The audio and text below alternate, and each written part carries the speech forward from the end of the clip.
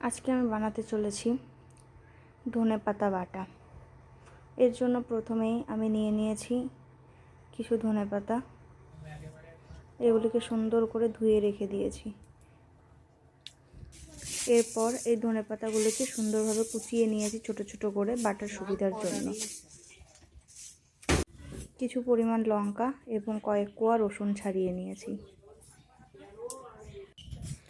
কড়াই গরম করে কড়াইতে তেল দিয়ে দিলাম।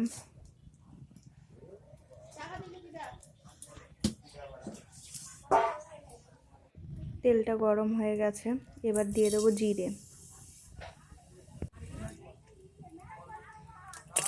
এরপর লঙ্কা এবং রসুন। লঙ্কা এবং রসুনটাও যেই ভাজা ভাজা হয়ে যাবে হালকা, তখন কুচনো ধনেপাতাগুলো দিয়ে দেবো। এরপর নাড়াচাড়া করতে থাকবো।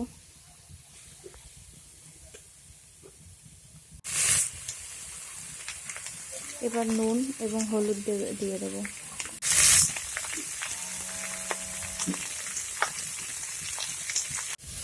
দেখতেই পাচ্ছেন ধনেপাতা থেকে জল বেরোনো শুরু হয়ে গেছে। কিছুক্ষণ জল বেরিয়ে যাবে, তারপরে শুকিয়ে গেলে পরে জলটা বেশ সুন্দর করে নেড়ে চেড়ে নিতে হবে ঝুরঝুরে হওয়া পর্যন্ত।